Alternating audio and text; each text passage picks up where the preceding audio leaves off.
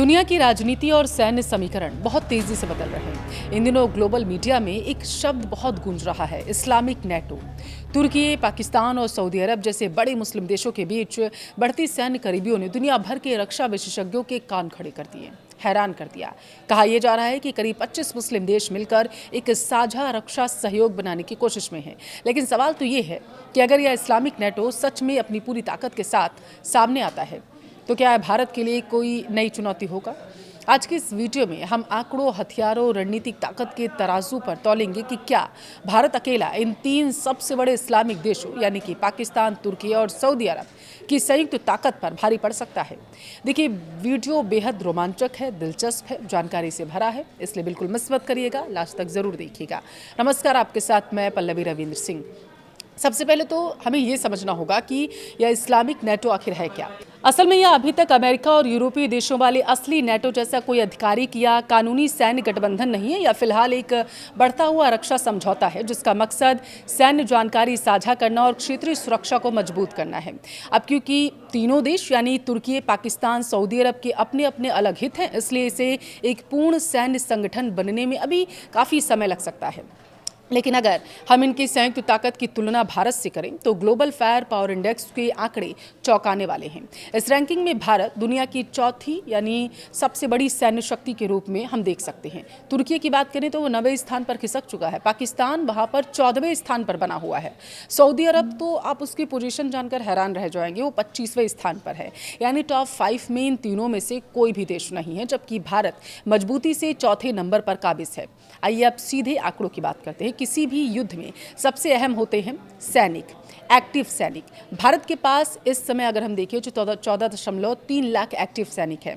वहीं अगर पाकिस्तान, तुर्की और सऊदी अरब की पूरी फौज को मिला भी दिया जाए तो यह आंकड़ा तकरीबन 13.8 लाख तक ही पहुंच सकता है। यानी ग्राउंड फोर्स के मामले में भारत अकेला ही इन तीनों पर भारी है। हवा में ताकत की बात करें तो यहाँ भारत को थोड़ी चुनौती मिल सकती है। भारत के पास दरअसल फिलहाल तकरीबन 476 लड़ाकू विमान हैं। हालांकि भारत 200 नए विमान खरीदने की तैयारी में है, ये भी हमें ध्यान देना होगा। तो वहीं दूसरी तरफ इन तीनों देशों के पास कुल मिलाकर तकरीबन 900 लड़ाकू विमान हैं। जमीनी युद्ध के लिए भारत के पास तकरीबन 4000 आधुनिक टैंक हैं, जबकि तीनों देशों की संयुक्त ताकत तकरीबन 5800 टैंकों की है। आंकड़े देखकर लग सकता है हथियारों की गिनती में संयुक्त गठबंधन आगे है, लेकिन रुकिएगा, असली खेल सिर्फ गिनती का नहीं होता। युद्ध केवल जमीन और हवा में नहीं होता, समुद्र में भी लड़े जाते हैं। और नौसेना के मामले में भारत का तो कोई तोड़ ही नहीं है, कोई सानी ही नहीं है।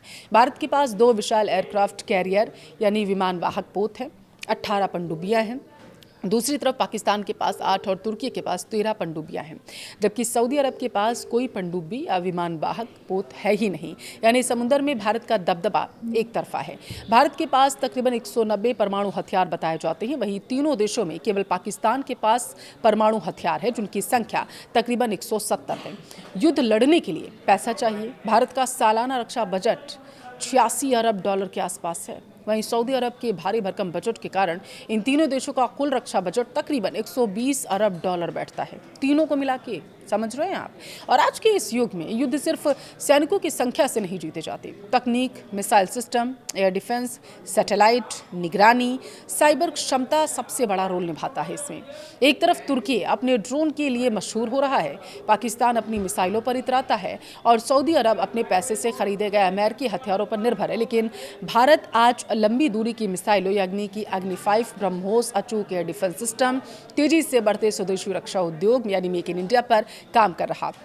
जब युद्ध लंबा खिंचता है तो देश टिकता है जो अपने हथियार खुद बनाता है, वही देश टिकता है, ना कि जो आयात पर निर्भर होता है। इसके अलावा भारतीय सेना का युद्ध कौशल और भौगोलिक परिस्थितियों यानी सियाचिन से लेकर थार रेगिस्तान तक लड़ने का तजुर्बा इन तीनों देशों की सेनाओं के पास है ही नहीं।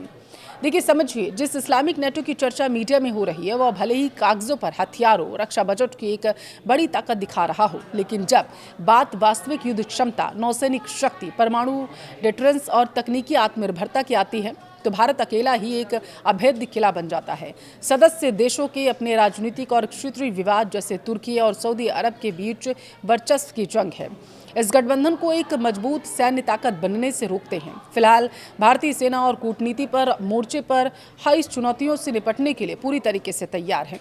आपका इस पूरे मामले पर क्या कहना है? भारत कैसे इनसे बेहतर है? मुझे कमेंट में जरूर बताएं।